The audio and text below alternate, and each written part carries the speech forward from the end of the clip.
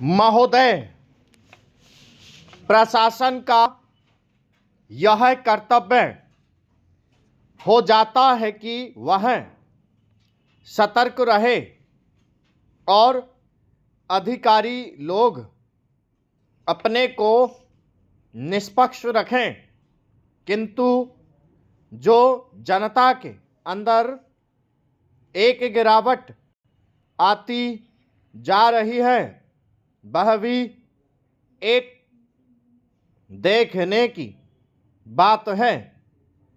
इसलिए मैं चाहता हूं कि सरकार कोई ऐसा प्रयत्न करे जिससे कि भ्रष्टाचार को रोकने के लिए जो लोगों का नैतिक स्तर ऊंचा होना आवश्यक है उसको ऊंचा किया जा सके।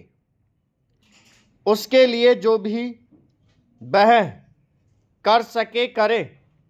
मुझे कहना तो बहुत कुछ था, लेकिन चूंकि मेरा समय समाप्त हो गया है, मैं अब और कुछ नहीं कहूँगा महोदय।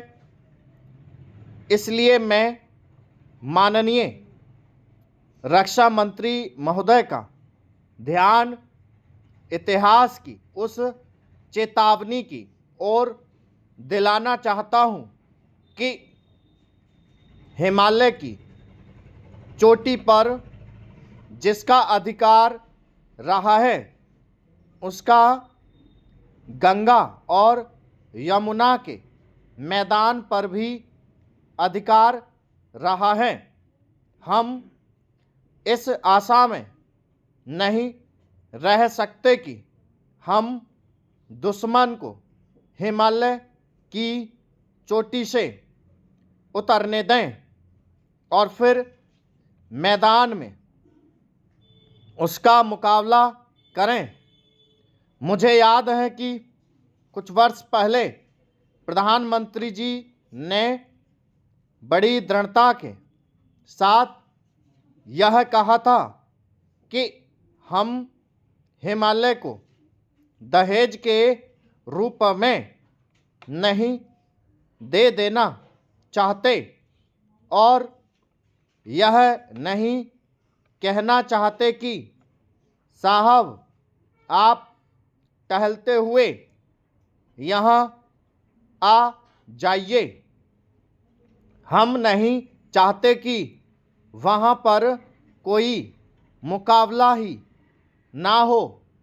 मैं समझता हूँ कि अगर किसी भी सैनिक अधिकारी के दिमाग में अभी तक यह भावना है कि हम हिमालय की ऊंची चोटियों को छोड़कर नीचे मैदान में आकर युद्ध लड़ेंगे, तो उनको भ्रम में नहीं रहना चाहिए। यह एक घातक बात होगी, एक आत्मघाती नीति होगी। अगर एक बार चीन का हिमालय की चोटियों पर कब्जा हो गया तो चाहे वह बाद में नीचे हम पर हमला ना भी करे, किंतु वहाँ से हम उसको कभी नहीं हटा सकेंगे। इसलिए इस संबंध में स्पष्ट निर्णय किया जाना चाहिए। इसके बाद मैं मध्यवर्ती क्षेत्र के बारे में कुछ कहना चाहता हूँ। पिछली बार जब चीन ने बड़े पैमाने पर आक्रमण किया था तो लद्दाख में और पूर्व में नेफा के इलाके में किया था। स्टॉप